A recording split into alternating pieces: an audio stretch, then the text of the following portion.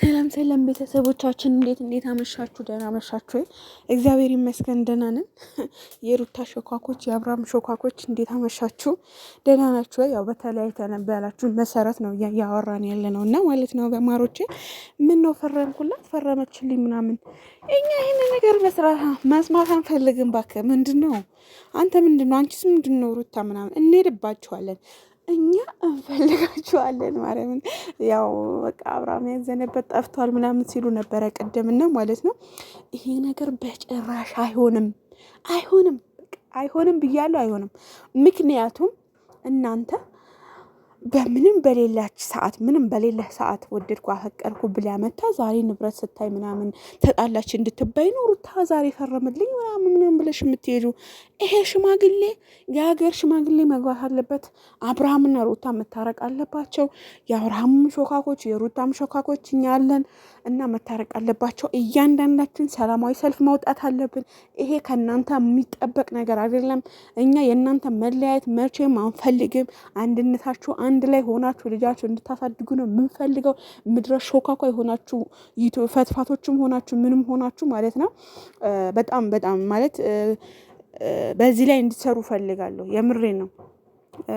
ምንም ትምህርት እያስተማራችሁን አይደለም። በመቀጠል ደግሞ ይሄ ምንድን ነው መንዘላዘል ነው።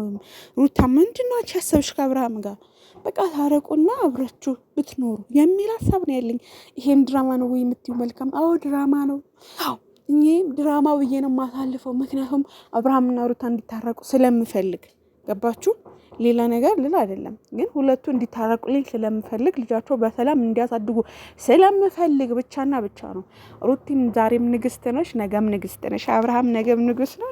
ንጉስ ነው ካላስ ሚዲያው የእናንተ ነው ምናምን ተጣልታችሁ እንደዚህ እኛን አስደንግጣችሁ እንድትመጡ አልፈልግም። እውነት ለመናገር እኔ ማጣራት በምፈልግበት መንገድ አጣራለሁ። ነገ ስልክ መደወል እፈልጋለሁ ወደዛ ማለት ነውና በዚህ አጋጣሚ በጣም ብዙዎቻችሁ ብዬ ልንገራችሁ እውነት ለመናገር በጣም ነው የተናደድኩት። ፈረመች። እኛ የሩታ አሽቃባጭ ሆነን አብርሃም ስናረቅጥ ቆይተን አብርሃም ከአንተ አይጠበቅም ብለን ከሄርሜላ ጋር አለያይተን እኛ ፈትፋቾች ማለት ነው ሰደብን። አንቺ ግንድግር እያለን ማለት ነው ስንት ነገር እያለን እናንተ በዚህ ላይ እንትን ማለት የለባችሁም። እኔ የምር ነው የምላችሁ። የጋሽዬ ቆጠራልኝ ነገ ደውዬ ግን ያለው ነገር እናገራለሁ። እኔ ሰላማዊ ሰልፍ መውጣት ካለብን በአብርሃምና በሩታ በኩል ሰላማዊ ሰልፍ መውጣት እንችላለን። ያለኝ ነገር ይሄ ነው። ለኔ ለእናንተ በተለይ ለሾካኮች ወይኔ ስንት ጠላት አለባችሁ ልጃችሁ ስንት እየተዘቀዘቀ እናንተ ዛሬ ተፈራረምን ብላችሁ ስትመጡ ወይኔ እንደገና ሊሄዱበት ነው። ባባዬ እኔ አባት እኔን አንዳንድ ከብቶች አሉ የቲክቶክ ከብቶች ስንት ከብት አለን መሰላችሁ?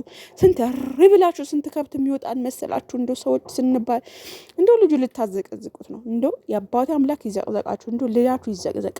ዛሬ ልጃችሁ ቢዘቀዘቅ ነገ እኔ ነው የሚሄድባችሁ እና ብዙ ነገር አለ ቤተሰብ። ነገ በሰፊ ቪዲዮ ጠብቁኝ።